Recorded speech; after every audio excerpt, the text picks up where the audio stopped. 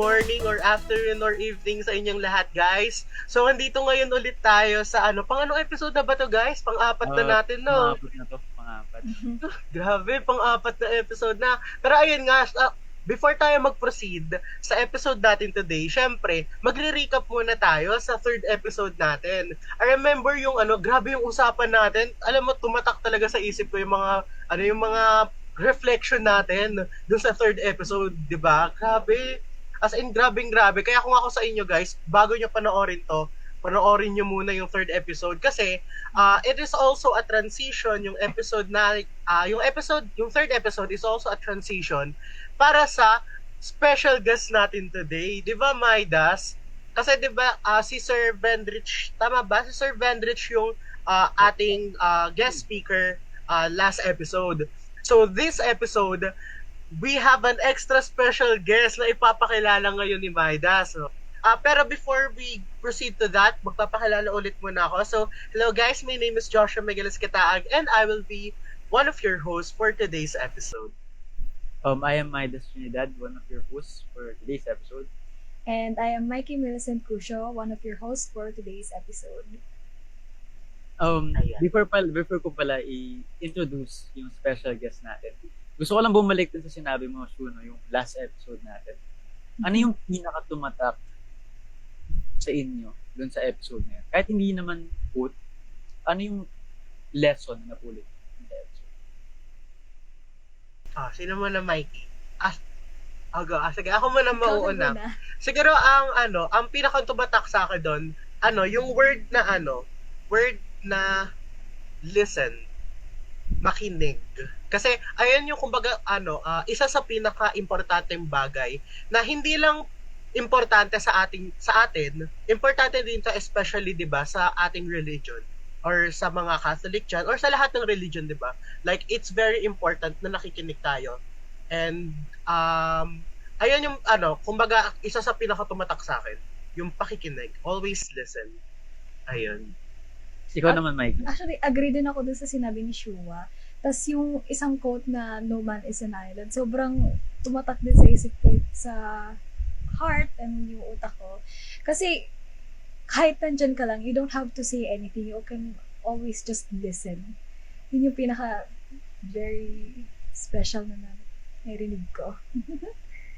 Actually, very similar din yung napulot ko dun sa inyo. Like, yung pinaka tumatak sa akin na quote is yung hindi natin kayang magmahal na mag-isa lang tayo.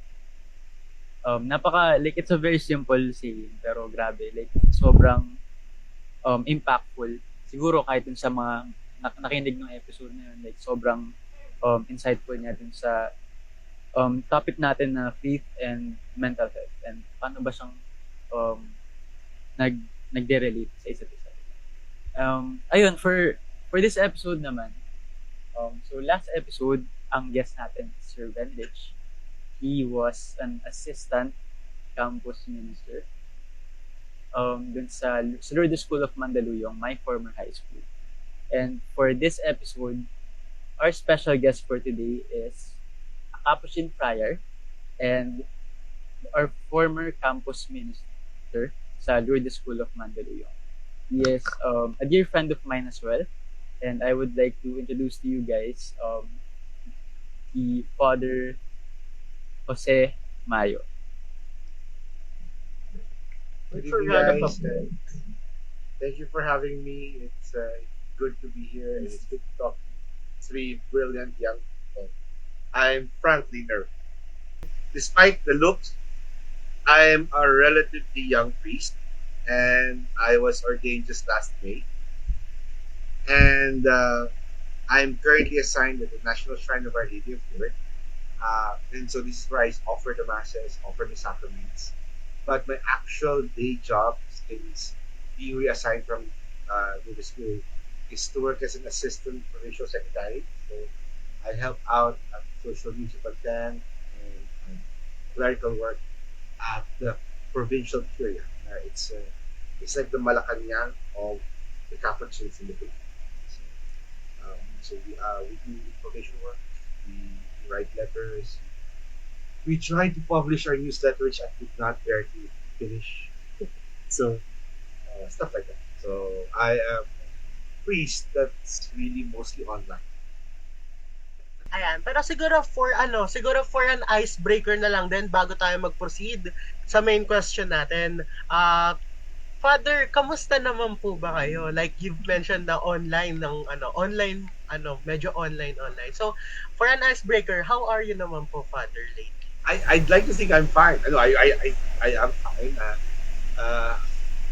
It's a lot of work to balance, and then things.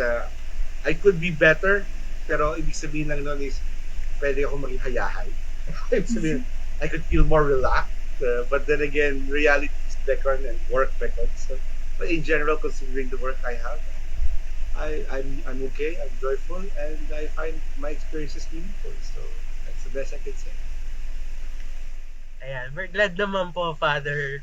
Ayan, pero, ayan, so let's proceed na sa our main question. So, para po ba sa inyo, Father, what is mental health po? Well,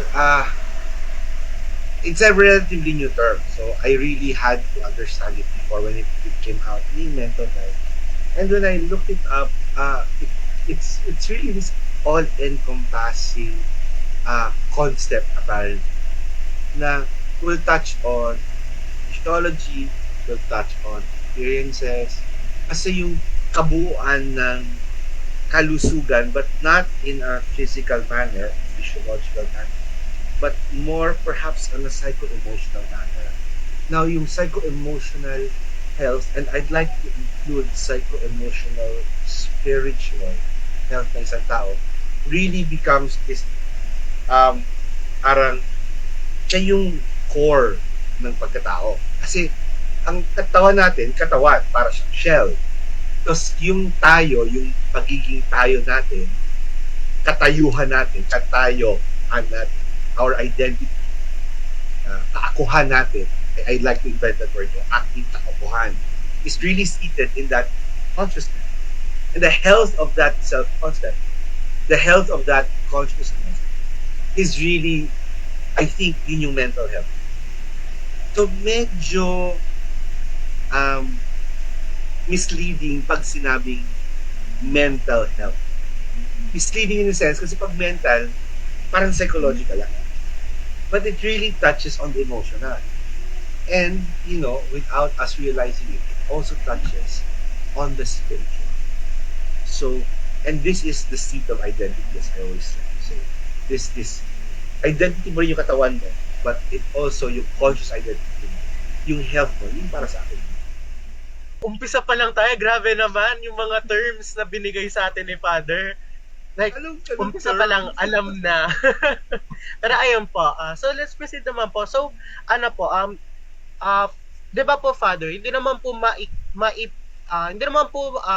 parang maitatanggi na there are plenty of circumstances kung saan kapag kunyari po, di ba, may pinagdadaanan ng isang tao, tapos may nangyari, ang madalas na sinisisi ng mga tao, hindi ko naman po nilalahat, pero may mga instances po na sinisisi ng tao na bakit binigay sa akin ni Lord to, bakit ganyan yung nangyayari, bakit ganito yung pinagdadaanan ko, and ang ending po niya is naaapektuhan po yung faith ng tao na yon. So parang mas napapalayo sila sa religion o kaya naman mas hindi sila naengganyo gawin yung mga commitments nila, kunyari yung magsimba, hindi sila nakakapag-confess, napapalayo po sila kay God in other term. So para po doon, parang what do you think yung pwedeng magawa ng mga tao kapag nararamdaman na nila na parang because of that happening, because naapektuhan ng mental health nila doon, nararamdaman nilang napapalayo sila kay God or naisisisi nila kay God. Ano po ba yung mga hindi naman yung ipipilit nating gawin sa kanila, but yung mga posible nating gawin na pwedeng makatulong man sa kanila, na hindi man ma-prevent ng malayo sila, but at the same time, parang hindi po nila ma-vent out lahat, hindi po nila isisi sa religion. What are the possible ways that we can do in sa tingin niyo po, Father, para ma-prevent yun? Kasi may mga ganong instances po eh. So, para po sa inyo, Father. That's a very loaded question. at wala akong sinisisi doon sa tanong kasi that's a very real question. So it's loaded, it's real, and it's actually a good question.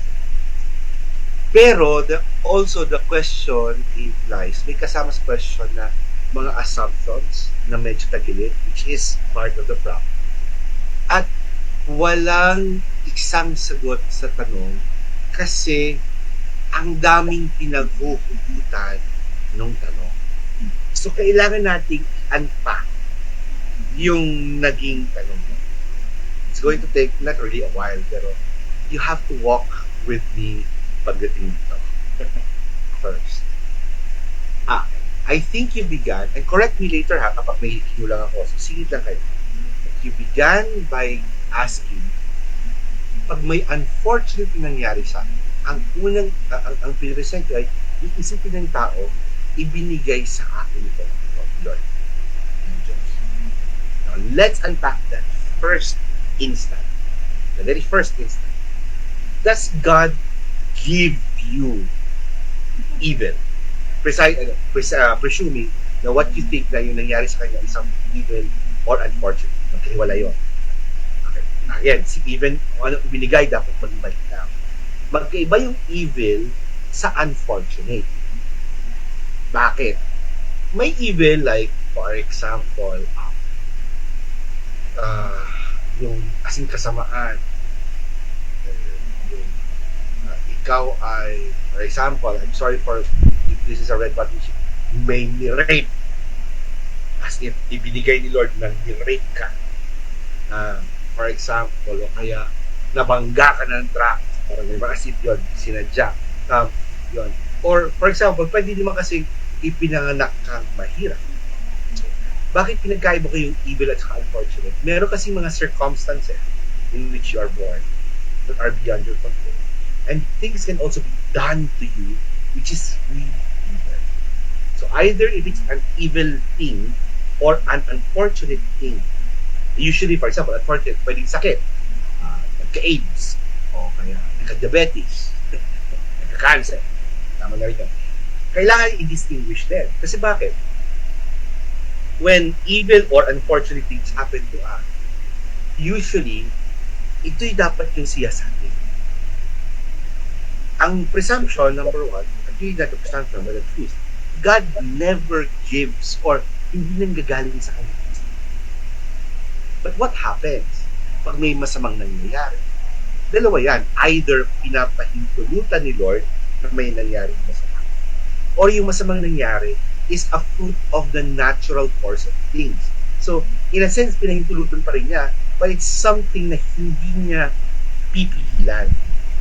Because to interrupt it will cause a greater evil in the long run. Pag pumutok ang bulkan, hindi nyo bilang, ay, bawal pumutok ang bulkan kasi mga banal yung nasa paanan ng bulkan. So, pag pumutok ng bulkan is a tectonic thing. And the very science of geology is part of the evolution of nature. At yun yung bahagi kung paano nalikha ang tao, kung paano nag-evolve ang tao. Kasama yan sa kalooban ng Diyos. Di ba? So, hindi niya yun pipigilan just for a select few. O, bawal pumutok kasi mga banal yung nasa paanan. Talagang pag putok yun at matay nasa paanan ng pundok yung mga banal na tao, it's part of nature. So, God allows it to happen because it's natural. Sometimes God allows it to happen because it's a consequence of sin. Okay, let's go into a little bit of politics. May mga kurakot sa pamalakan at may mga kurakot na halal sa pamalakan. For example, so naghihirap yung bayan. Hindi siya sabihin ni Lord na, ayun, biglang maglalahot, mamatay sila lahat. Pag naghihirap yung bayan mo, konsekwensya yun ng kasalanan ng mga magnanakaw sa ayun pamalaan. So, merong criminal dyan, rapist o hold up, pinoldapan ka. Hindi yung ginusto ni Lord, kundi bunga yun nung kalayaan ng tao na ginamit niya sa masama, may nabiktima siya. Now, you say, but if God is evil, why will He let that happen? Kasi nandun pala tayo sa simula. Kasi mahalaga maintindihan. Kasi doon nga natatapilok doon tayo natatapilok. You know, there is something that God will never do because it's an evil thing. And God cannot do evil. It is to mess with your freedom. hindi niya papakialaman ang kalayaan. In a sense, omnipotent si God. But He imposed that quote-unquote limitation on Himself nung binigyan niya tayo ng kalayaan. Sinabi niyang, malaya ako, makapangyarihan ako, pero dahil binigyan ko ng kalayaan, kailangan siyang maging responsable sa kalayaan. And in order for that to play out, yun eh. Kaya, good deserves reward, evil deserves punishment. And ang human action will always have consequence. That is the way God is made. So, hindi niya yung pangmasukan. Hindi parang may hold up and hindi mo pala yung hold up parang gano'n. Hindi, kasi otherwise, pag sinapian niya lahat ng tao, pinapakialaman niya yung kalayaan, and that's an evil thing. Kasi parang, you break the freedom of human. Okay? So, dun tayo. So, pag may masamang nangyari, did God make it?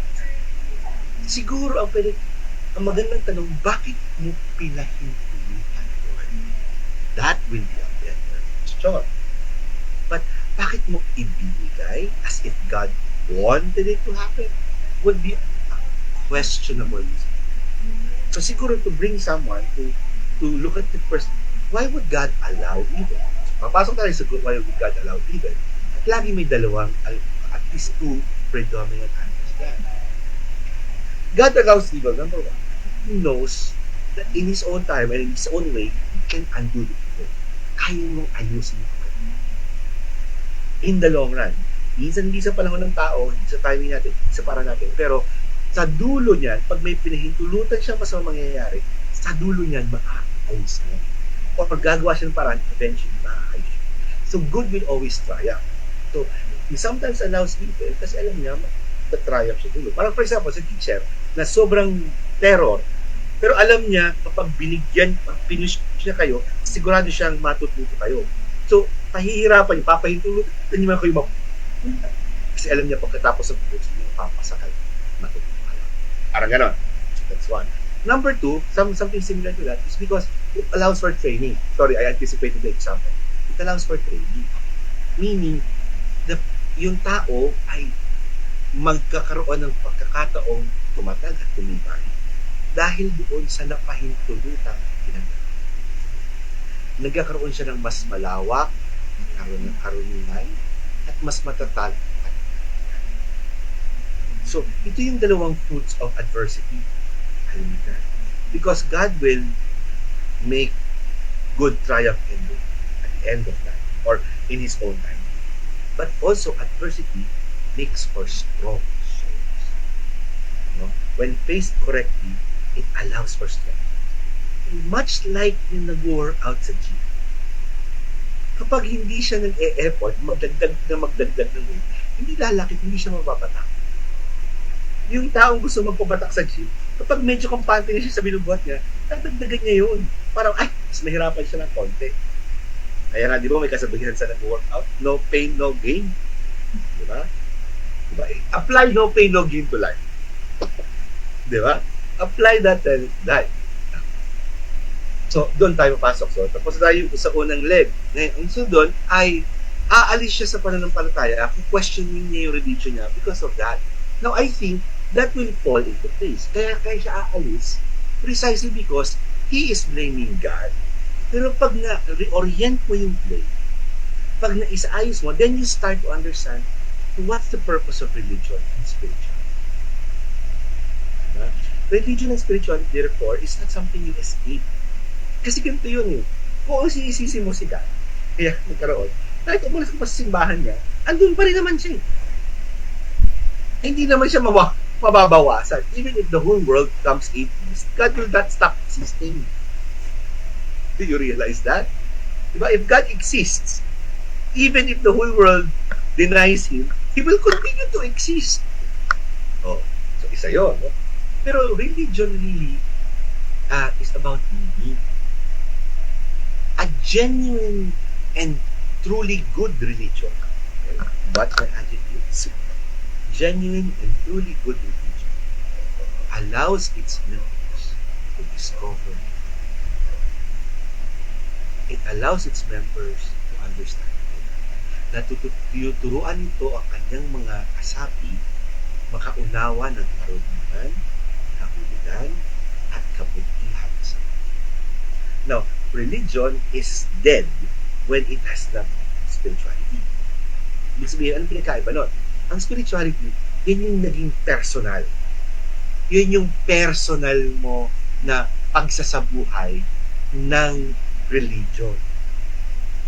Kaya, parang hindi ko maubos na isip pag sabi mo, I'm spiritual but not religious. Kasi pag spiritual ka, there will always be some religious expression. Diba? Yung, I don't want to step on ants. O kaya, I don't want to eat meat. Ganyan. O kaya, sabi mo, I want to stop and I have to meditate every day to let the energies of the universe flow through my body. Pag gano'n, it's a religious practice. Bakit? Kasi what does religion mean? Religare means to bind you. Ibig sabihin nun, may practice ka na you're bound. Ito yung mga paniniwala mo. Right? So every time you create a belief system, you are creating a religious system. By definition. By definition. Diba? In a sense, an atheist can be a religious system. A belief system that denies God. But it's religious. Because it binds you. Yun yung ibig sabihin, religare. Yun yung ibig sabihin. But spirituality is when the religious beliefs, yung mga paniniwala mo, yung mga pinangahawakan mo na paniniwala, nagkakaroon ng personal meaning. Nagkakaroon ng personal expression. Kaya yun yung bakit sabi ng iba tuloy, parang religious but not, spiritual but not religious.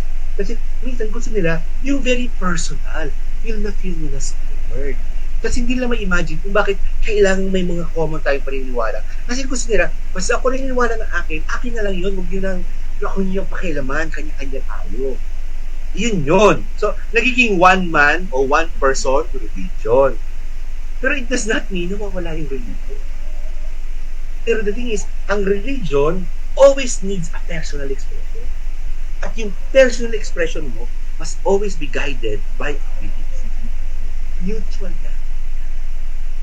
Kasi otherwise, kapag hindi mutual, kada gising mo, bago kang paniniwala. Ngayon, naniniwala ko ba? Pag bukas ay wala na ako sa mood, hindi ako naniniwala mahalaga ang mga hayop, kaya pwede daw kumain ng beef steak. Tapos bukas ulit, ay hindi, mahalaga pala. Hindi ako kakain ng beef steak, pero pwede akong kumain ng isda. Araw-araw nagbabago yung paniniwala. Right? Nagets nyo? So, ganun yun eh. So, kaya umaalis sa religion kasi for example, ito sa Diyos. Pero mali nga yung premise. And maybe there's a fault doon sa religious practices na hindi na-address yung ganong experience. Pero hindi yung problema ng mismong religion. Growth din. So, paano nga ba nagtapos yung tanong mo? Ayun. Ang nagtapos po siya yung parang for us, what can we do? Or sa mga religious people? Yeah. First, before for people who believe in religion, una, pag nakakita sila ng taong nagsasuffer, ang pinakamahalaga doon ay ang nagsasuffer kasi yung individual. So the individual will always need a companion. Nabanggit mo kanina sa introduction, yung listening. Mahalaga yun. Kasi those are when two individuals speak. And usually, the other person listens. Bakit siya mag-listen? Kasi kailangan niya maunawaan yung pinagdaraanan sa. You could never really fully understand the other. It's impossible. Pero you could imagine the most charitable way to say it, ang pinakamaibiging paraan para sabihin is, kaya kong nai-imagine ko kung ano yung maaaring mangyari. Kasi para bang I understand, I know what you're going to. Uwe, talaga lang, ha? Diba? You could never really say that in total truth. Pero you could imagine. You could empathize. Pwede mong ma-imagine na ano kaya yung maiisip ko. Ikaw yun, hindi siya. Pero para numipis yung pinagkaiba na ini-imagine ko, at doon sinasabi niya, mahalagang makinig. So that's one. Kasi doon mo kailangan ipasok muli ano ba yung side of religion? Ano ba yung mga presumptions na mali? Kasi kailangan ma-confront yun. Kasi habang nakakapit siya dun sa mga palpak na presumptions, hindi siya makakaalagwa dun sa palpak na conclusions. Diba? Pero hindi mo yung pwedeng lecture. Kailangan mo yung akala. So, to actually listen is an attitude. Behavior is what we call accompaniment. Aakayin mo siya. Sasabayan mo siya sa paglalakad. Diba? Para bang sasabayan mo siya sa paglalakad at unti-unti mo questioning o niliwanagan, unti-unti mo gagabayan siya upang muli niyang maunawaan. So, I hope that's what you were asking. Very clear Actually, naman kayo. Sige. it got me thinking kasi one of the points na pinaliwanag sa atin ni Sir Vendrich nung last episode natin was that you don't really need to tell anyone. You don't need na i-lecturean siya, yung sinabi nga ni Father ngayon. What you need is kasama. And as long as nandun ka nararamdaman niya yung presensya mo, that is what matters. Natutulungan mo siya. Hindi tayo tamang tao, yung sinabi nga ni Sir Vendrich, hindi tayo yung mga tamang tao para sabihin kung ano yung mga dapat nilang gawin. Hindi naman tayo psychiatrist, hindi naman tayo mga psychologist, hindi naman tayo kung sino, 'di ba? Parang nandito lang tayo para tulungan silang mag-guide papunta dun sa, yung sinabi nga ni Father, dun sa more better na path, hindi dun sa mag-lead sa parang mas ma-depress sila o kaya mas magiging sila, mas mapapasama. So na-realize ko lang din na very similar when it comes to those kinds of topics. Ayun lang, wala lang. Ang galing lang. Gusto ko i-level up na konti yun. Tama si Benedict siya, hindi dapat yung sabi mo, hindi dapat maging psychiatrist. Siguro ang isa sa kung ako yun, gusto kong maunawaan yun sa palagay ko, hindi dapat tayo magpadali na as if hawak natin yung sagot.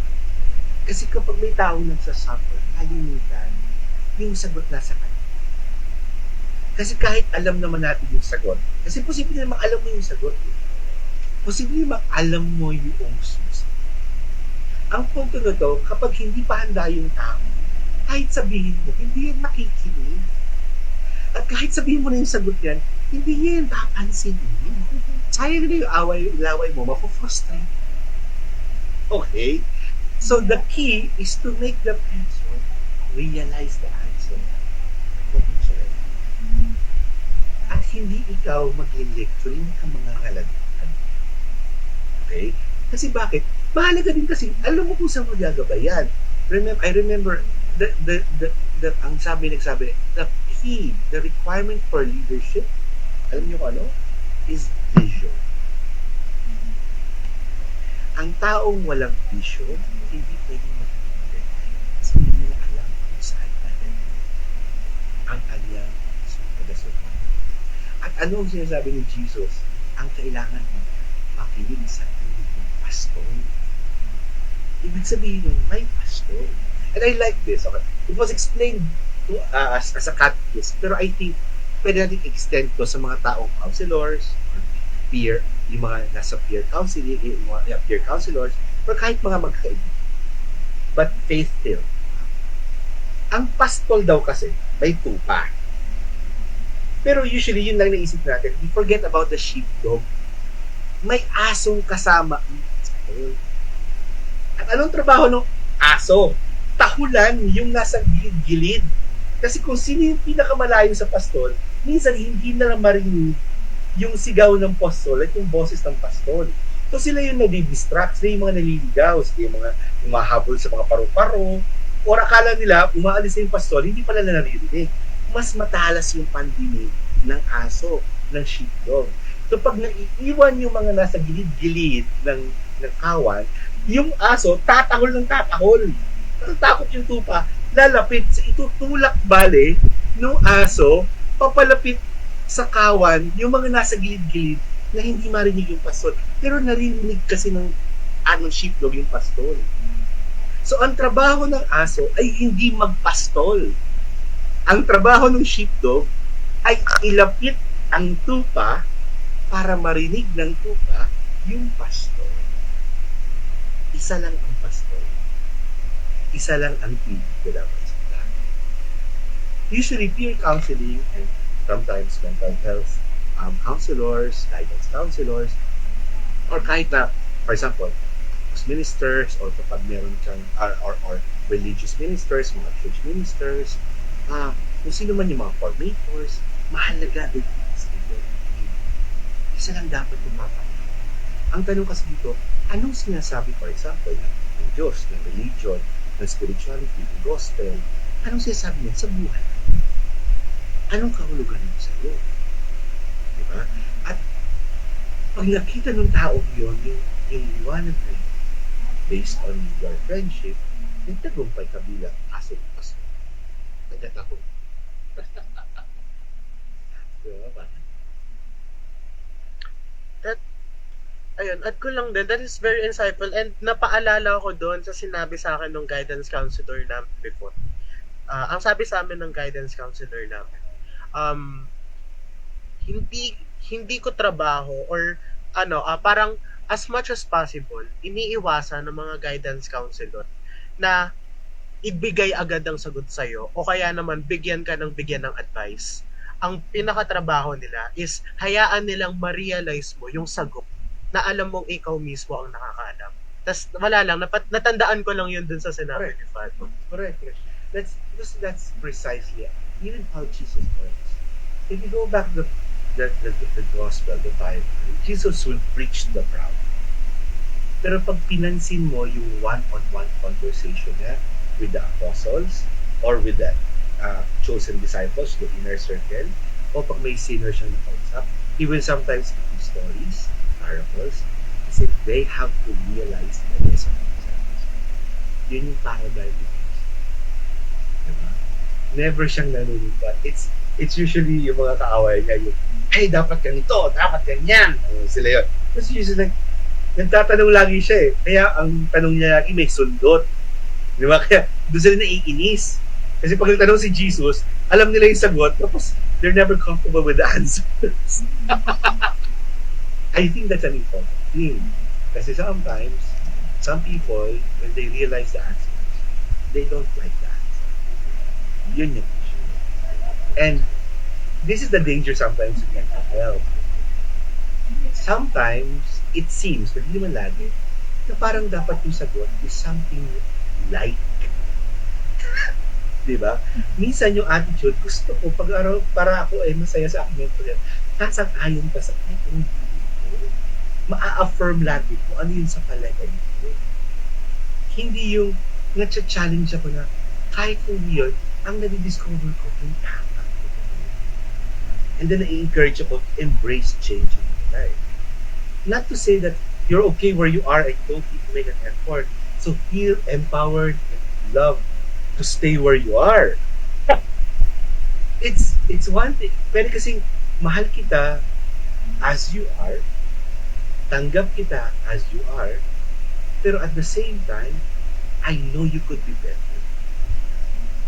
Eh, minsan yung iba, when narinig nilang, but I want you to be better because I know you can be better, they feel hurt. Bakit? Eh, akala ko ba okay na ako, mahal mo na ako the way I am. Eh, bakit? Why do I have to change? Why do I have to be better? Diba? Yun yung issue. No, that's a totally different thing. So, ibang issue ngayon yung babanggitin doon.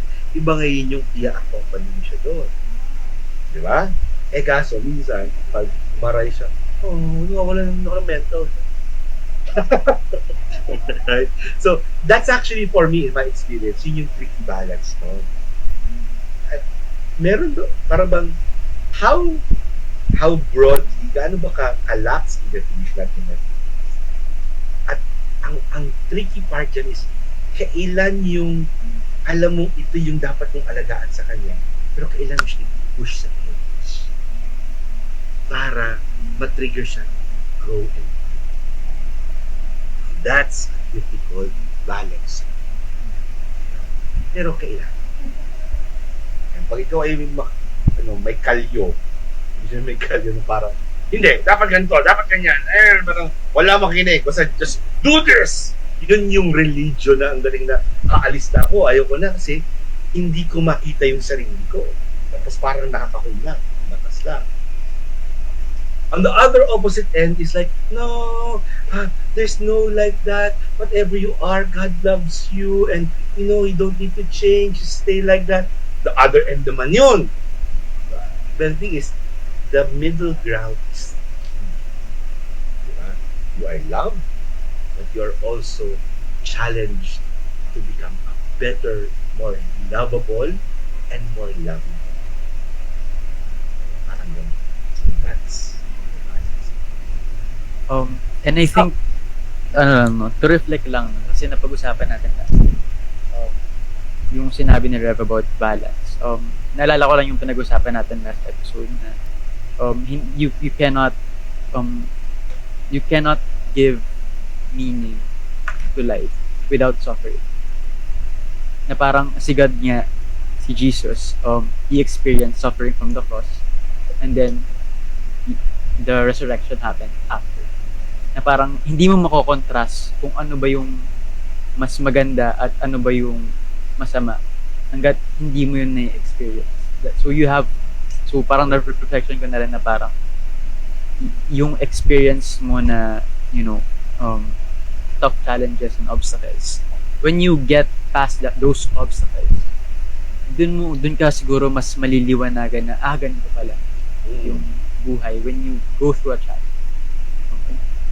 correct. But that's very correct.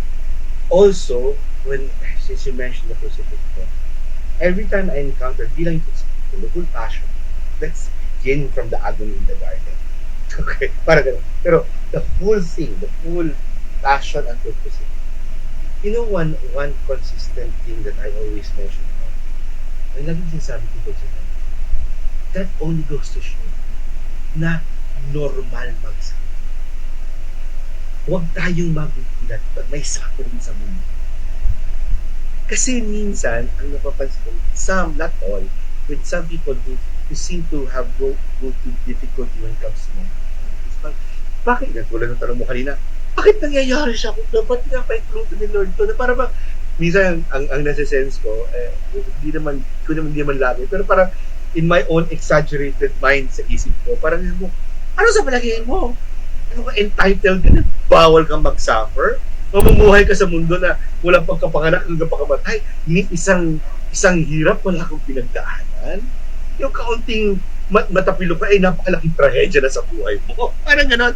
Hindi ko minamaliit. I could imagine how a small thing can be a huge thing for that. I totally respect that. Pero ang isang key insight para magsimula ang mag-move on ng sino mang tao is yung acceptance of suffering. Pero hindi yung acceptance na hindi ako mag-effort. Hindi yung acceptance na hindi ko pe-personalin na may suffering.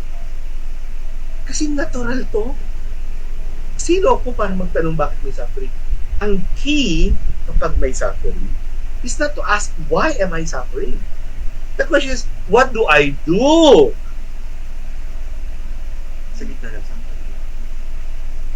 How do I face the suffering? Can I be better because of this suffering? And how do I rise beyond the suffering? Paano ko ilulugar yung suffering ko? Meaning, ito ba ako talaga? Dahil bunga ko ng kapalpakan ko kasi mga person, may diabetes ako, ay lamon kasi ako ng lamon ng pagkain eh. Diba? Tapos magrereklamo ko, bakit ako may sakit? Diba?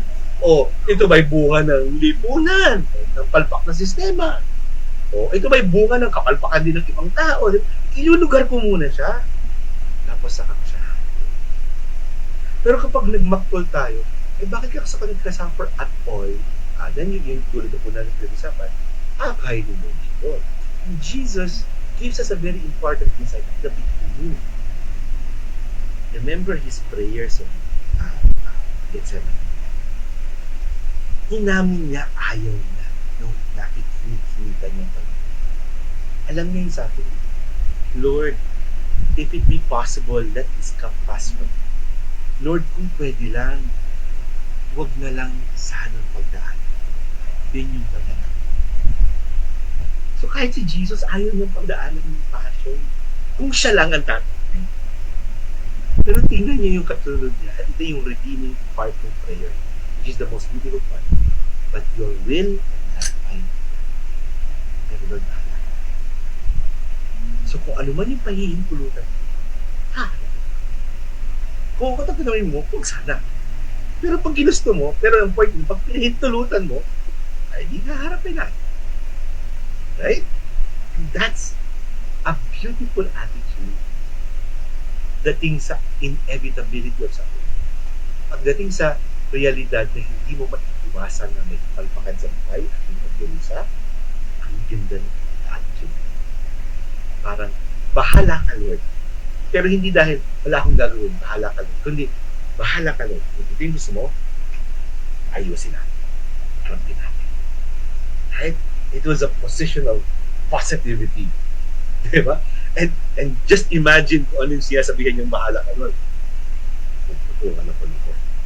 Tatalikan ako ng mga kaibigan ko. Ilalaglag nila ako. Ipapaya nila ako.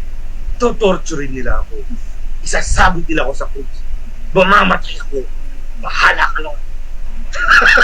Right? And when you think about it, ano na lang yung grade mong binagsak?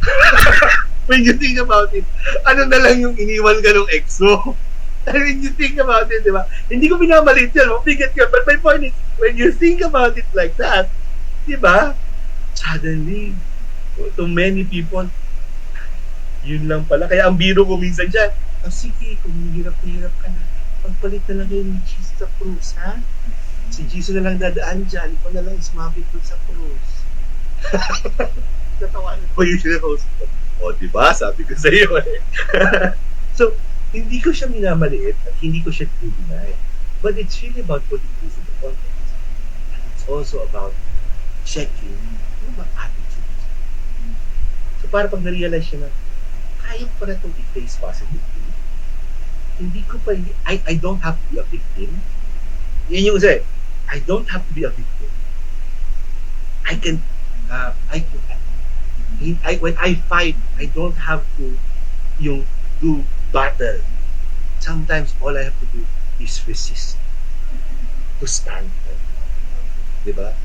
Kung yun pala sapat na, then it gives you hope. Eh. Diba? It gives you hope. All I have to do is stand up and say no. Bring it on. Diba? So, and sometimes, I think for me that's the wonderful thing about the passion of it. Tapos yung sinabi nga, you can understand it in two ways. Either consolation siya na ka mag-alala, may resurrection. Or reward siya. Dahil dyan, magkakaresurrect. So again, the resurrection comes in two forms. Either as reward or as consolation. Assurance of hope or an assurance of a gift. You will bloom. It's true.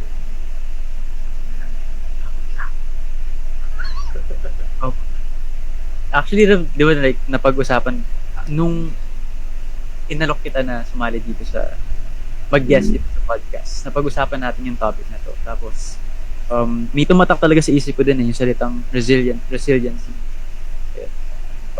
Meron kang quote doon, actually, na-listop na sulat ko yun. Sabi mo, faith has produced some of the most resilient people, even through the most extreme adversities. Ayun, in relation dun sa topic natin na mental health, diba? There are cases na merong mga individual na nagpo-fold sa mga extreme adversities na even if they have faith. Siyempre, meron tayong mga success stories like, sino ba? Like, Manny Pacquiao, sabihin natin, diba? Na he's very religious person and he was able to overcome those extreme adversities that he went through. Kumari lang, example. Pero behind those success stories, I think we have to acknowledge din yung mga storya na hindi naman nila na-surpass yung extreme adversities. parang sortihan lang ba to na dun sa base na dinadanas natin, o meron ba mga factors dun sa kung paano natin nililive yung religion na meron tayo Yes. na That's a very, nagkakaroon ng pagkakaiba kung bakit natin that's a very, very good question. Firstly, tama ka. And I share your hindi, we don't look at those who ang term mo, folded as people who lost the battle. They fought in a war and they were casualties. Usually, I like to think about that. Parang natumba sila sa dito. Hindi ibig sabihin kasi nakita sila. So, hindi rin siya swertihan. Pero posible kasi, okay, first, we are still talking about mental health issues as if it's just one thing. May mental health issues which are brought on para bang as a from a psychosis or from a trauma. Diba? So may pinanggaling na sugat sa kasaysayan from a side that really need psychiatric help or psychological assistance. Meron ding mental health issues which is physiological, hormonal imbalance, and these are yung mga bagay na kailangan talagang bigyan ng gamot. But hindi ibig sabihin, hindi yan lahat. Hindi din lahat ng mental health issues gagawin basta. Kung Prozac mo lang basta. Kundi, in some cases, kailangan. Ngayon, in those two extreme cases or special cases, while faith is important, posible na faith can also be not impotent, pero not as effective. Like for example, if it's a physiological hormonal imbalance, kasi sasagot natin dyan, faith lang, hindi mo siya bibigyan ng, for example, Prozac, o hindi mo siya dadalhin sa isang medical psychologist. Basically, what you're expecting is that God will make a miracle. No, but my point is, I'm not saying that He won't, but basically, you're going to expect that each and every point, science does not matter, and God will have to make a miracle at each and every moment. Do you realize that? And then parang in-expect mo na rin yun, kung gano'n yung maging attitude natin, di parang in-expect mo na nga rin lang na at each and every moment na may mga hold up, God will intervene. Diba? That at each and every moment na may banyak dyan sa kanto, God will intervene. Lalo-lalo na kung physiological, hormonal yun. So, in the same way na may pumotok na pulka ka, natabagsakan ka ng boulder sa lahar, pero ngayon may mental health issue ka na kailangan mo talaga mag-Prozac kasi it's a hormonal imbalance, hindi ka uminom ng gamot, kahit ano magawin mo, balik-baliktad ng faith, hindi ka sasabing walang epekto, pero kulang yun. And it's frustrating. And when somebody dies, they commit suicide. Yun yung, alam niyo kung bakit ngayon hindi na nire-reject ang suicides ng sa it's precisely because of new insights in this retire. Was the person totally rejecting life with malice and evil? O baka may pinagdadaanan na nagdilim ang paligid, hindi siya makadesisyon. Kapag ganun ba, itatapon mo sa ng Diyos ang care? O kaaawaan siya ng Diyos? At least nakibangan siya sa abot ng makaya. Hindi naman niya kasalanan either wala siyang na-meet na medical psychiatrist o walang pambili ng gamot. Diba? So, let us not patiwakan. Diba? So, kaya ngayon, kahit gano'n minimisahan kasi bakit? Kasi, ipapasa Diyos mo na. So, isa yun. So, posibleng gano'n. O, para pag sa trauma, mabibigat yan, lalo-lalo na. May sexual abuse issue ng kapatak, may physical abuse issue. Kaya may matinding trauma in the formative years in school na trauma sa kapatak. Or ganyan. O, kapag hindi mo na-address, walang nag-a-accompany sa kanya. Siyempre, again, same thing, faith will work. Pero walang peer counseling. Walang manghusay ng guidance counselor sa bahay. Hindi siya ngayon makaalagwa sa psycho-emotional trauma. Same thing doon sa forma. So, hindi ko sinasabing walang kwenta. In some cases, that's why the success stories sa mga moments na gano'n become more brilliant. Because they seem na once in a while, God's grace triumphs over nature. Just to give us hope. Pero hindi niya ginagawa yung norm. Na para bang, matik na, huwag na kayo mag-alala, huwag na kayo minom ng Prozac, huwag na kayo magpunta huwag na kayo magpa-counseling. Walang bala, pait-pait lang yan, tol. Woo! Hindi siya ganun, ha? Pero pinapakita niya na, for example, kahit nakausap lang siguro. Now, in other case, what I sometimes call the ordinary mental health issues, na usually, ito yung mga natural, normal stresses natin, na dapat yung mga pangkaraniwan, na posible namang, mental health issue, nasa stress, pero kaya mo naman, ito yung mga normal cases. Yan yung mas effective. Diyan yun nagdindinig. Yung mga normal circumstances na yung tao ay purely healthy, psycho-emotionally, at kahit nga physical, kahit nga depressed, yung gutom, pero physically, well-ordered, maayos yung pagkatao na. Bigyan mo ng mabigat na pagsubok, pero kapag niya na matibay ng faith, lulutang yan. Diba? Yan o makikita yung mga nagtagumpay sa sa Holocaust, sa mga death camps. Naandyan yung pangkaraniwan. Minsan iniisip natin ng mental health sa mga kabataan na. Minsan natin iniisip yung mga magulang natin inaway sa office ng kanyang boss. Tapos mag-overtime, matatakot sa daan. Tapos pag uwi sa bahay, they don't feel love. So they began to ask themselves, kasi ba yung nagawa ko? Nakaka-appreciate sa akin. Minsan natin iniisip yung adult sa buhay natin kung baka sila may pinagdarang. Minsan iisipin lang natin yung mga magulang natin, napaka-cruel naman, hindi ako mahal, hindi ako naiintindihan, o ito na lang lagi iisip, hindi natin iisip, baka sila umatro, o kaya sila mismo may pagdadaanan. Ito yung mga ordinary struggles in mental health. Pero kaya nga, pansinin nyo minsan, lalo na sumihirap, mga nanay, kalimutan, sila yung tatakbo lagi sa simbahan. Ako, sa umpisa, we were talking about for the show. At least 20% of my penitents come to confession, not to confess sin. Saan ko kwento na? Kasi po yung anak ko, napagsabihan ko kanina, pasa ko niya sa mga, minsan po yung nasampal ko. Paano ba naman po? Ganito ang ginawa niya, ganyan, magsusumbong sa akin. Kasi, napagsalita niya. Nagdidilim daw yung panangin ko, nakikita kasi nga, mahal na mahal niya, nakong-frustrate. Hindi siya makapag-cope. Diba?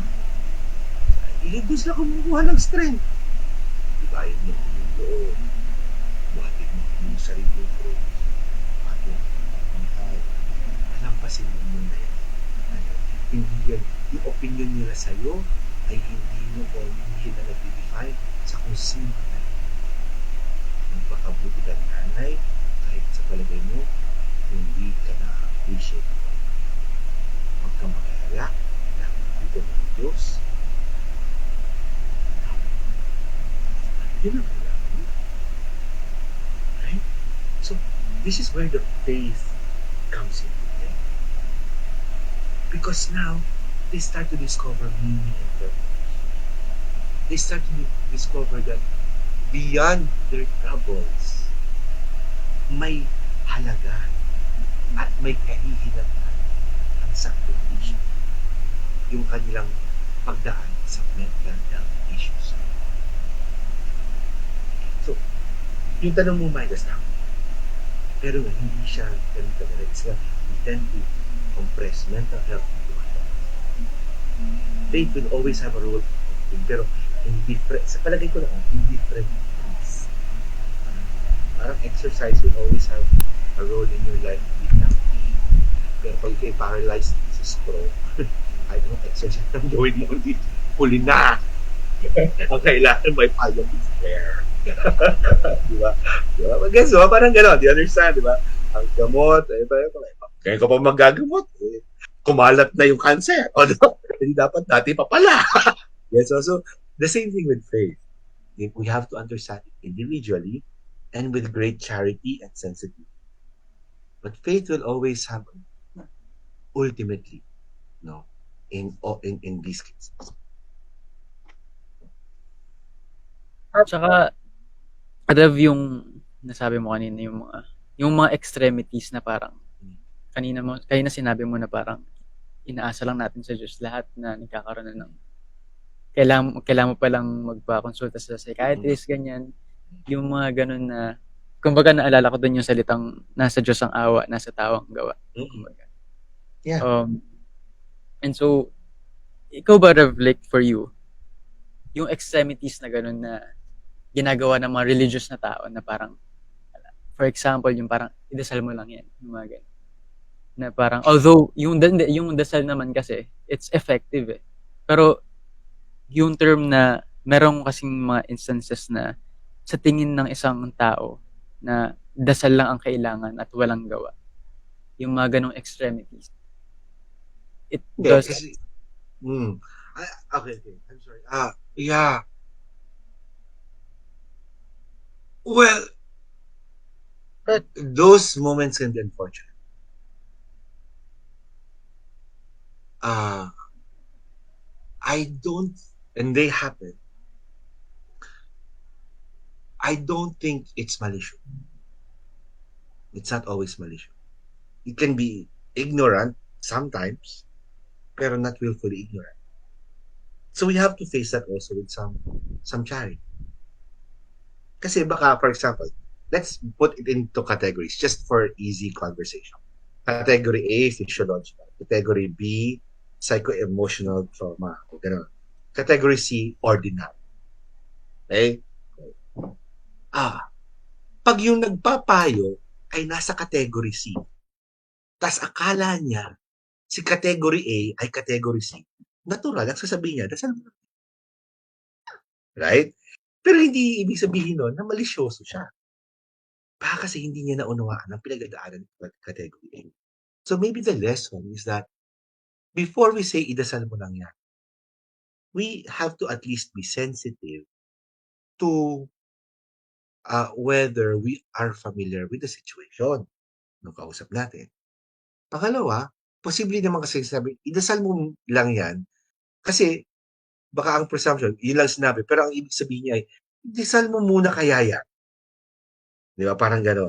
At pag hindi nag-work, ay di, baka matinding problema na yan. Right? Kasi yung ganung statement can be taken para bang broadly, masyadong general. But as we have been discussing, iba ang mahalaga dito yung ititingnan mo yung individual cases. We cannot really draw conclusions. Ngayon, may mga bagay na kukuha sa dasal.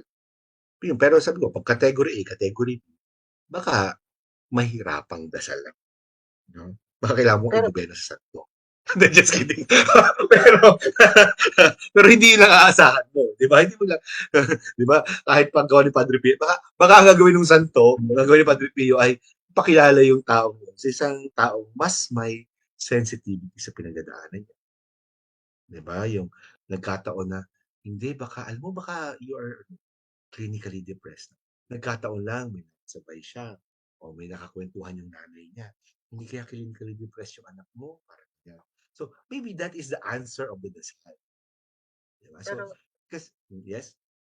to ano lang po, Father, pero parang ano rin po kasi, 'di ba? Parang hindi po natin maiwasan na nasa culture especially sa family natin. Kapag nag-open up tayo, well, I don't know if for me lang or something, pero ayun yung mga usually na-o-observe ko kasi sa mga yung masasabi nating religious family talaga na it's not that insensitive sila. It's just that they are, I think, sorry for the term, but masyadong naaabuso yung term na na idasal mo lang yan. Parang gano'n. Parang Yeah. nagiging toxic positivity na siya.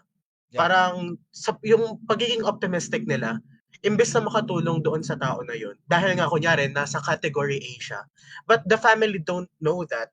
But because they think they know better, papasukin pa rin nila, sasabihin pa rin nila, idasal mo lang yan, wala lang yan, ganyan-ganyan, ganito lang yan. Yeah, So, yeah. ang nangyayari kasi parang nai-invalidate ngayon yung nararamdaman. So, mas Mm. nagkakos ngayon ng other mental health issues na mas malala.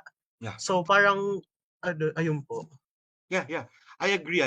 Pero like what you said, you used na nasa kultura natin. And that's culture.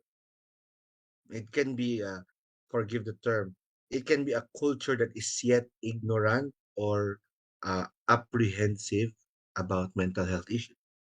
Diba? But it's the culture. Now, let me give you an analogy from my perspective. In our seminar, in the first 2 years, every Wednesday, we have what is called human formation. Ang human formation ay psycho-emotional and spiritual evaluation. So for 2 years every Wednesday, nagagather kada batch ng seminarista, first year and second year. Tapos meron kaming mga MBTI, check namin kung anong mga personality types namin, may mga Rorschach test sometimes, nagsisharing kami ng sharing circles. Basically, ina-accompany kami mm, to identify any possible mental health issues or psycho-emotional trauma, whether we have category A, B, or C issues. Tapos inaakay kami. Right. Tapos tuturuan kami on how to deal with that pagdating in ourselves, parang self-help, and how to parang do like first aid help when it comes to fellow seminarian. Or sometimes, initial courses in counseling.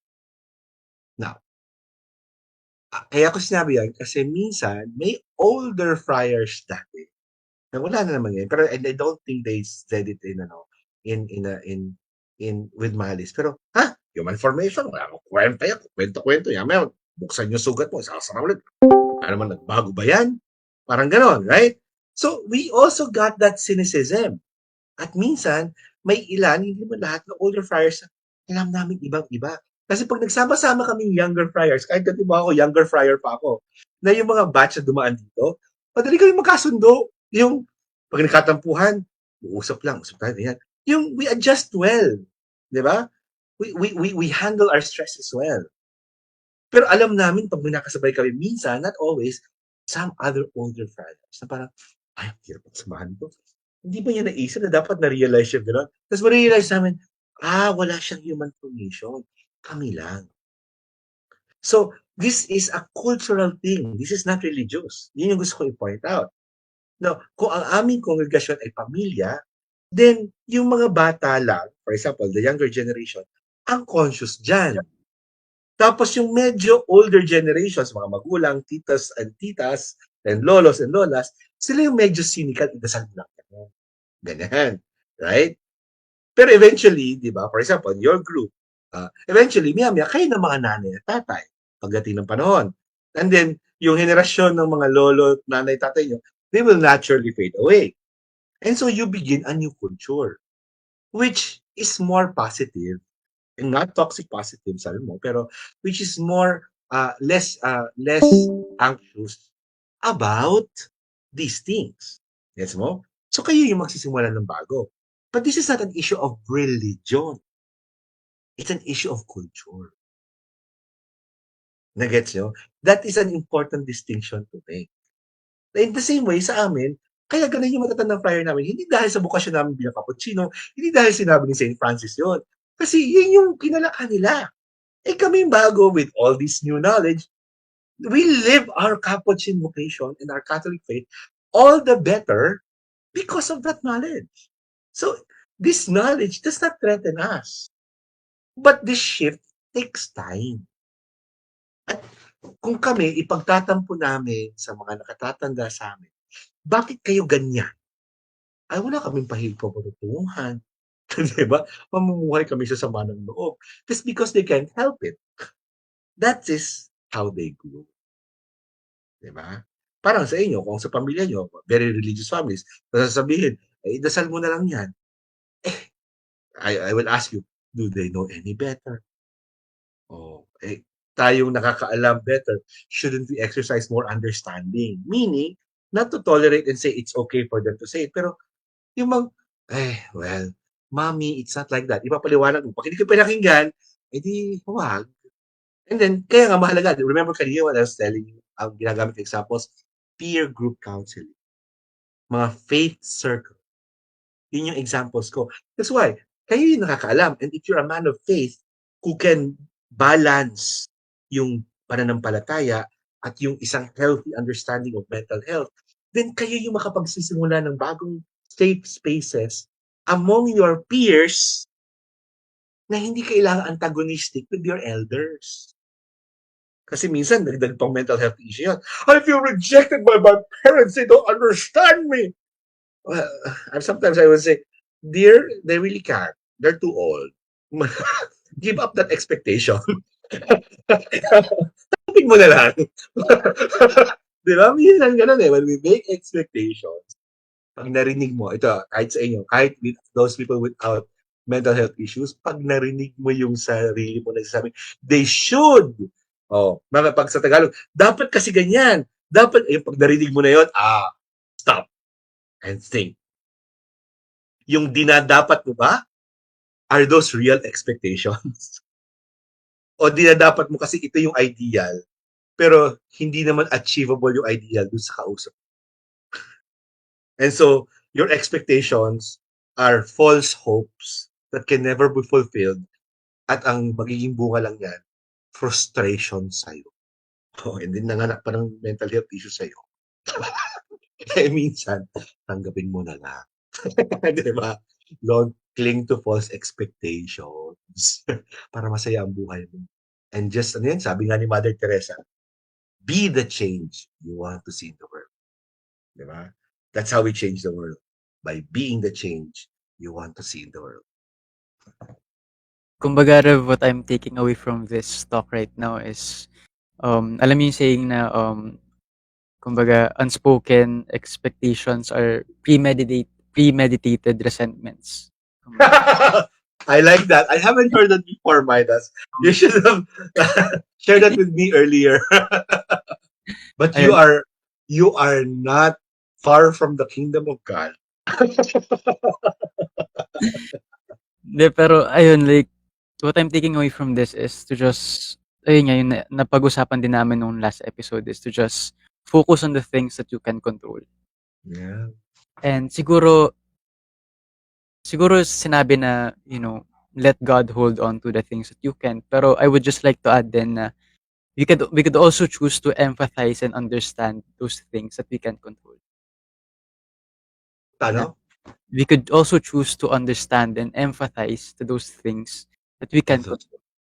Yeah. Yeah. It's a Instead good of, I open. think It's a good open attitude. Yes.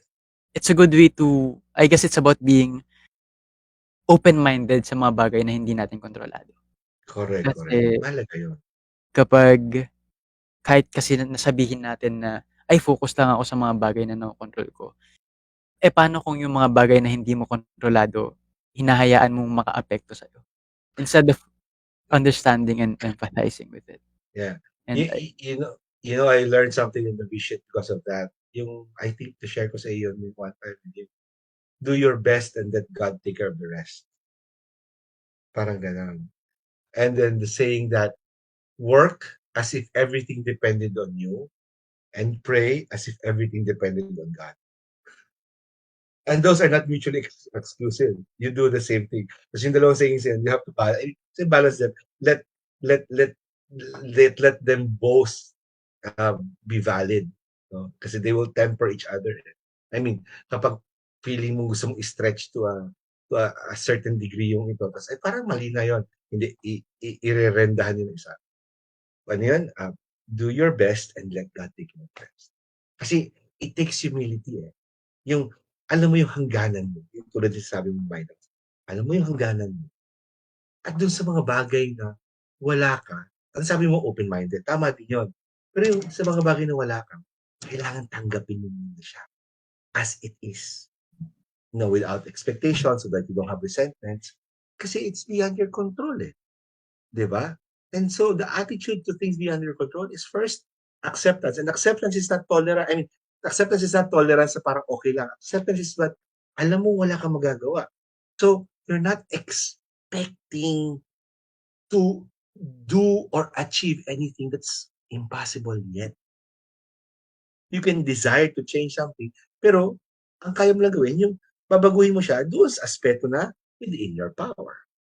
Di ba? Anything beyond it, sa Diyos mo muna. Yun yung tamang paglalagyan mo na idasal mo na lang muna yan. Kasi lampas na yun doon sa kakayahan. Sa ipat sa Diyos, hayaan mo ng Diyos ang magbukas ng pintuan na baka yung kapangyarihan mo, mapapasok na yung aspeto. So that now you could enter into that area. And makikita mo, lumalawak na lumalawak yung realm of the things you can do. Lumalawak na lumalawak yung realm of those things within your, diba? Over time. So that's a more or less a balanced way to approach it from the eyes of faith. Siguro ano no, ito we're going to our last question na prior to um yung actually two questions pa pala. Sige. Siguro on a more personal note naman no, Father. Siguro you've had your fair share of, problems that probably, became stressors to your life ganun na talagang nakaapekto rin sa mental health mo. Um, ano ba yung naging dynamic ano ba yung naging ano ba yung naging dynamic or relationship mo with God? Or like siguro at what point during those problems where masasabi mong nakuha mo na yung tamang dynamic with God that you were able to really push through those obstacles? 'Di ba na pag-usapan natin kanina yung mga um idasal mo lang 'yan and those other extremities na ako din kasi from a more personal, experience, I also went through those phase na parang, idasal ko lang 'to, ganyan, ganyan. Pero eventually, for you, Father, like, at what point did you conclude na parang, ito na yung tamang dynamic? And what is that dynamic? I just realized now that when we say idasal mo yan, we speak of it in a general way and we've never really talked about what we mean by idasal mo. Kung inobena mo lang yan, i-rosaryo mo lang, posible kahit ako, die, good luck.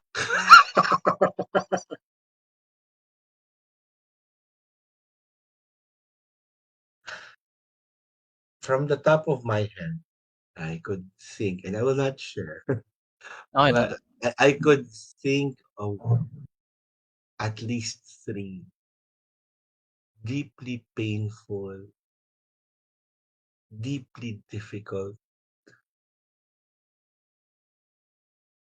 dark stages in my life as a seminarian, a lay brother, but not yet a priest. No? Wala doon sa priesthood kasi bago pa nga lang. Ay, kung doon sa pinagdaanan ko ganun, ano pa yung hihintay ko sa pagkapari ko? Okay. When I say nadaan ko sa dasal, walang magic prayer. Nadaan ko sa dasal kasi I allowed myself to be honest with God. I found myself bearing my soul, and I know He already knows my soul. I found myself bearing my soul.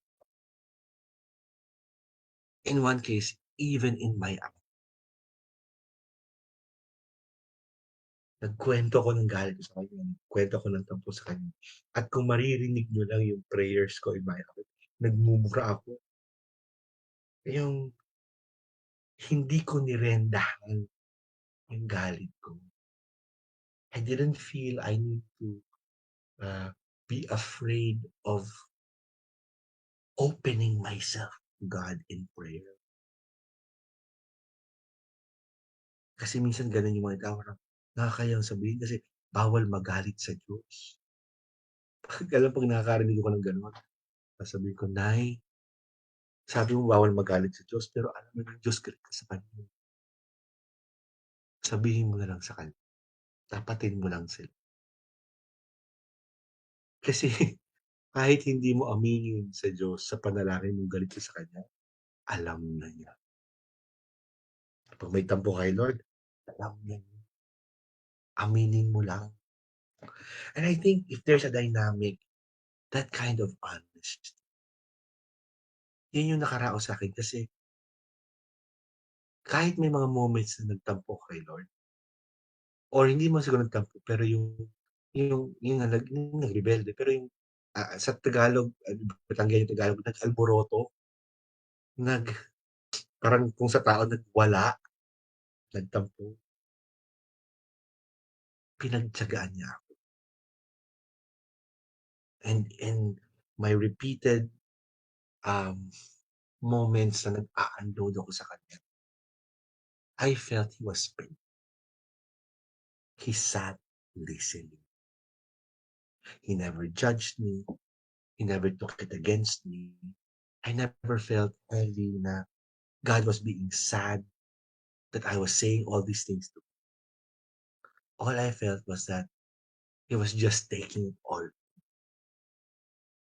At nung naubos na yung lahat ng galit ko at na-unload ko na yun, always in those 3 moments, what follows is emptiness. Parang wala na. Iga na ako. Wala na akong luhang iluluha. Wala na akong galit na imumura. My heart feels numb. And when I reach that point, it's then God that speaks. Parang ang lagi ko sasabihin ko sa akin, ni Lord, tapos ka na. Yun lang. Tapos, pag sabi ko, oo, tapos na ako. Gusto mo bang lumabas? Ganyan. Ewan, sa palagay mo, gusto ba kitang palabasin? Makikinig ako sa puso ko, kutob ko. Hindi. Eh di huwag. Minsan, kahit ganyan, ganun lang. Simple one-worded conversations that allow me to be free. And God will say, okay lang yan. Mahal pa rin kita. And suddenly, calm acceptance flows in. And I think that's when God says, now you can move. Now, I'm not saying that happens in one sitting. Yung inasal mo na yan, the longest na nagkaganyan ako, ilang buwan din yun. And in a moment of months when I was in darkness, I was performing my duties just like automatic. But in my heart, umapa ko sa galit. Pero the only redeeming factor is that never kong ikinubli yun sa Diyos. And I think kapag sabi ko, idasal mo yan, kung sasabihin ko yung word na yun, that's what I mean.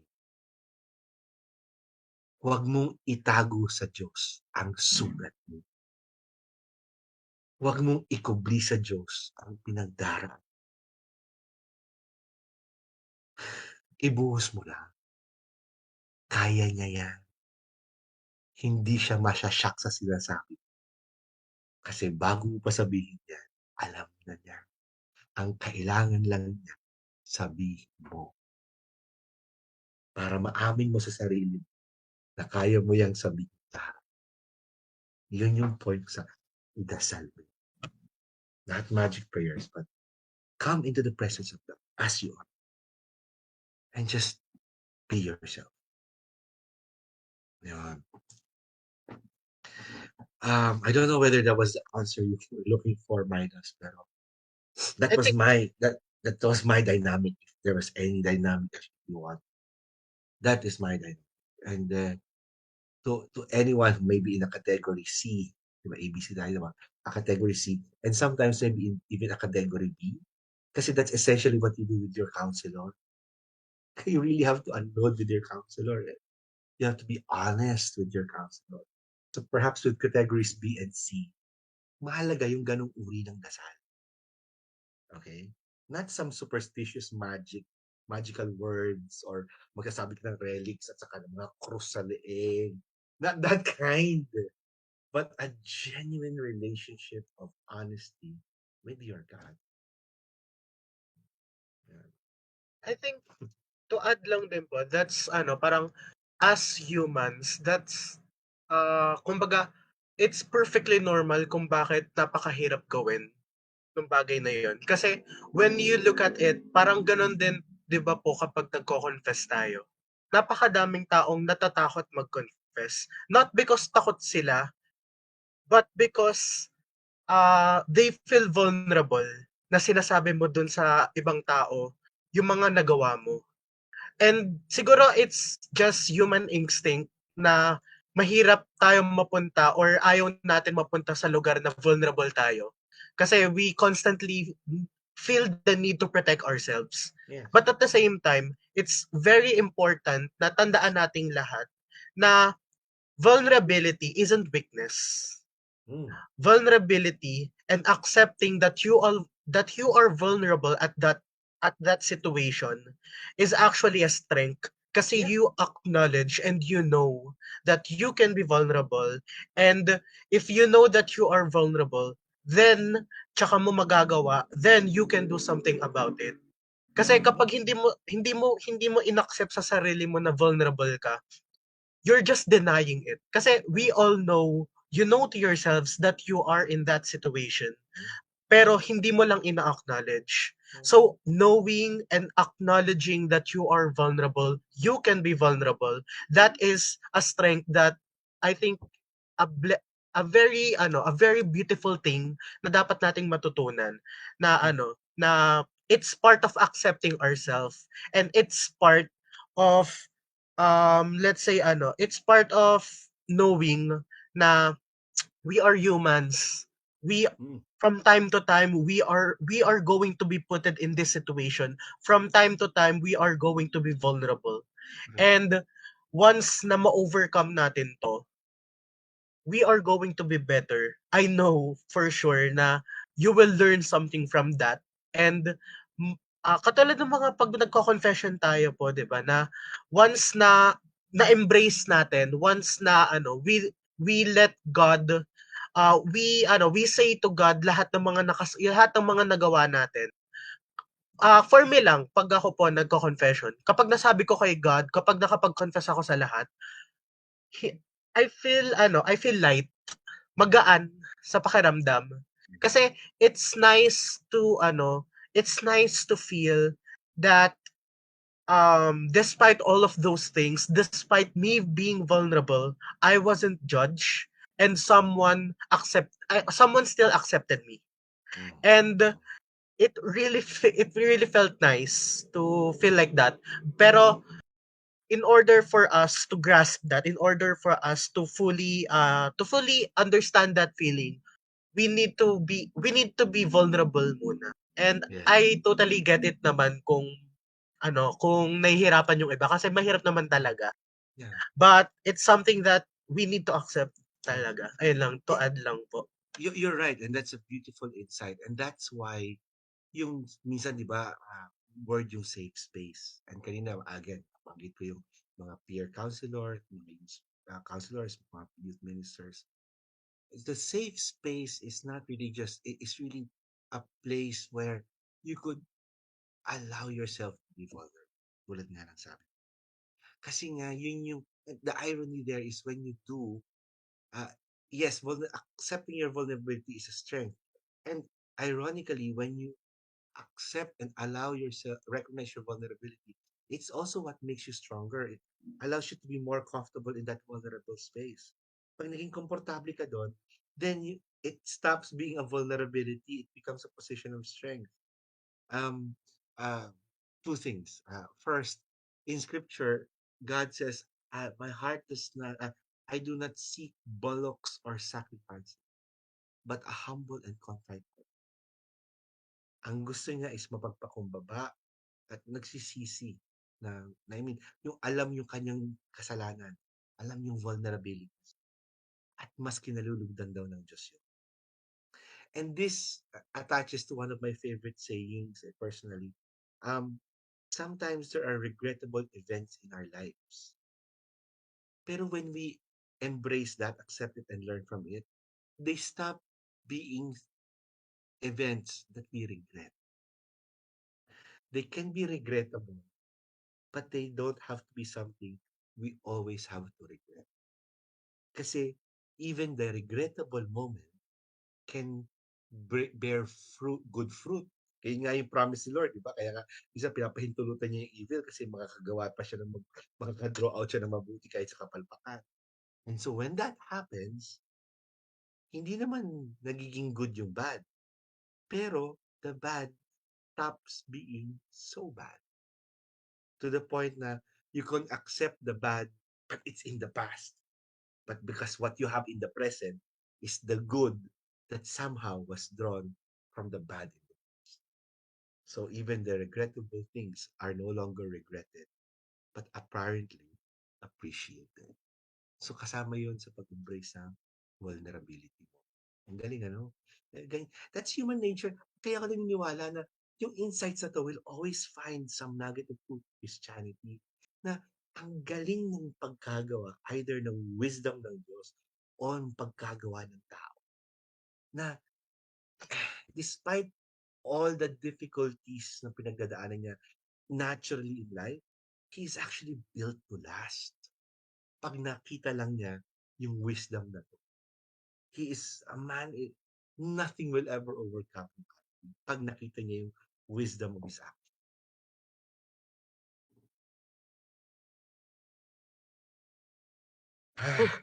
True, true, true. Pero ano lang po, lastly to add lang po sa ating mga sa ating mga listener, a short disclaimer, we are not romanticizing yung mga pinagdadaanan ng mga tao. Hindi namin naro-romanticize yun, and hindi lalong-lalo na hindi namin ini-invalidate yung mga yon. Everything that you have been through, guys, is always validated, and everything that you are feeling is always validated. What we are talking about right now is just our insight, and especially parang a glimpse of our own experiences in terms sa ganitong mga setting. So a short disclaimer lang sa mga nakikinig. Ayun lang po. Natutuwa ako na, for example, yeah, I actually try my best to be careful against invalidating feelings. But ang gusto kong i-caution when people feel that sometimes insights like this invalidate them is just a perception check. Ganito. Valid yung feeling mo ngayon, pero even if that's valid, it it will not always be like that kasi. There will always be opportunities eventually that you will be able to transcend them. And the feelings we have now, they have a potential for bearing good fruit, you know. So, I don't think it's invalidation in the strictest sense pag ganon. It's really an invitation to rethink what they're going through. But not to romanticize. Kasi to romanticize is to guess something na walang proof. Pero nga, we're sharing from experiences eh. So, I don't think it's romantic. It's experience. I mean, kung ito ay haka-haka ko lang na nabasa ko kasi sabi ni kasi ni ganyan, ganun yung mangyayari. That's romanticization. Pero, for example, kaya mahalaga yung peer counselors at saka yung sharing of insights. Pag nakausap niyo si Maida, si Shiel, si Mikey, o ako, pag kami nag-usap na, alam mo, I could imagine something similar. Pinagdaan ako dyan, pero hold on because that has the potential for uh, uh, turning into this. When you hear that, uh, try to be open na hindi yun invalidating but really offering you a glimmer of hope na it's happened before and it could still happen. Yun. Yung mahalaga yung banggit kanina ni Michael, yung open-minded. Hindi ka naman yung hoping against hope, pero yung kasi nga kung meron akong karanasan sa mga marami kong narinig na pagkisalan, sa mga counselors ko, they will always be surprised that sometimes when feeling nila there's no more hope, there are once in a while, magugulat sila na may nairaos pa pala sila. And that's always pinanghawakan ko na laging may posibilidad. Never, if there's anything I would always advise people na to hold firm hold firm to hope. And let let the world surprise you. let you surprise yourself. But I will always say, let God surprise you. Because I would be very surprised if I met my 21-year-old self and will say that when you turn 40 something, you'll be a capuchin priest. My 21-year-old self will say, loko loko.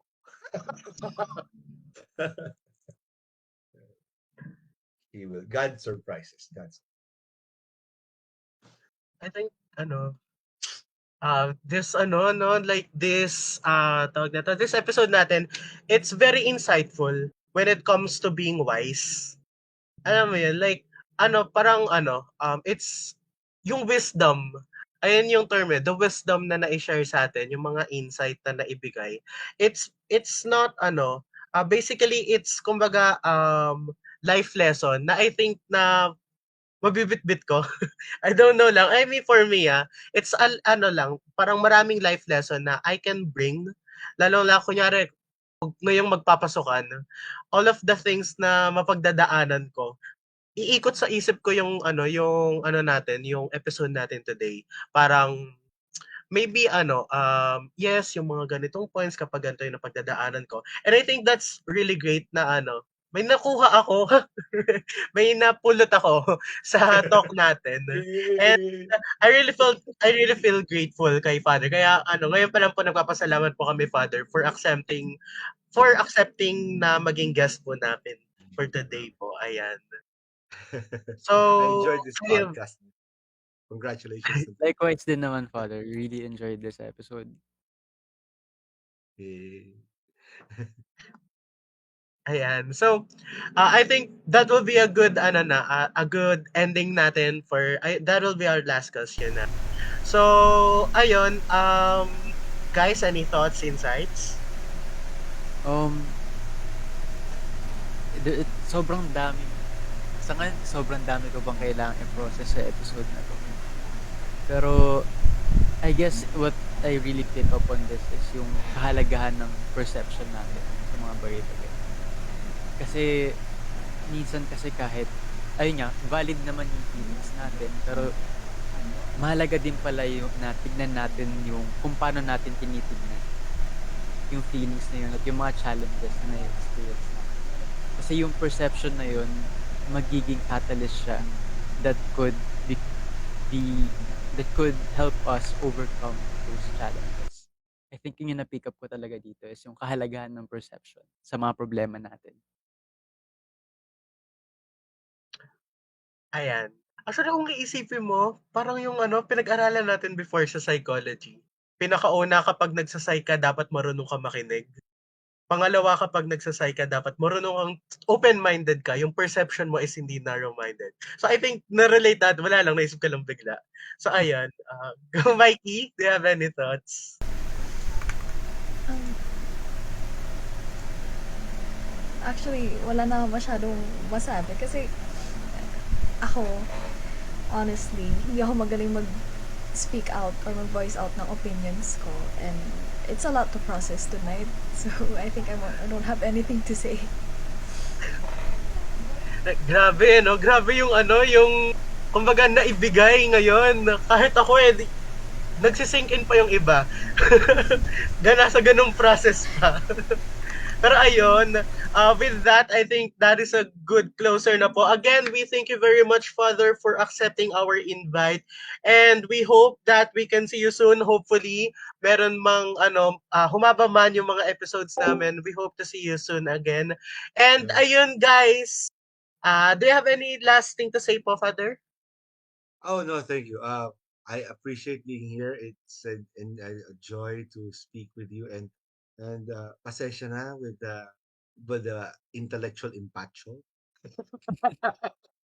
No, but I think one of the things I didn't set out uh, um, to say anything, pero nung binanggit ni Midas yung tungkol doon sa wisdom and then doon sa perception, I think he hit their nail on the head. I'm really happy and proud he picked that up. Kasi it also, para bang nire-review ko rin yung pag-usapan natin. Oo nga, no, yun pala yun. I was very perceptive of you, Midas. So, thank you. Kasi, oo nga, I guess that's really key, at least from a position of faith. Uh, Faith is not a blind escapist, para bang opiate. Rather, faith is an experience. Mm. And it's an experience of, yeah, wisdom and meaning. Faith is to pursue meaning in life, pero with the lens of Jesus as the revelation of His love and His wisdom. Yun yung the voice of the shepherd para sa akin. And so yun yung wisdom na sinasabi ni Midas. Na para bang yung perspective, I'd like to think that yung perception or yung perspective na sinasabi niya is really because this is a pursuit of meaning and wisdom from the perspective of a God who really truly understands us as we are. At ngayong, well, by the time maybe this airs, hindi na Pasko, uh, but ito yung meaning ng incarnation Cristo. When He became true God and true man, we have a God in Christianity who truly understands what it is like to be a human person, including the pain, the distress, the mental health issues. Wala pang word na ganun, pero alam niya yon. Kaya pag siya nagsalita, mapapagkatiwala. Amen. Amen. Ay, bang, ano yun na lang yung last statement ko doon, amen. pero, pero ayun, with that, Father, we would like to end the episode. Again, maraming salamat, guys, for listening to this episode. Since wala yung nagsasabi natin, hello, magparamdam ka. Wala yung closing statement natin. So, guys, like, share, ano man yung mga sinasabi na yun. Hindi ko alam yun. But again, thank you guys for watching this episode. And I would like to, pakilala ulit, sarili, I'm Joshua Migueles Kataag, one of your hosts for this episode. I am Midas Trinidad, one of your hosts for this episode.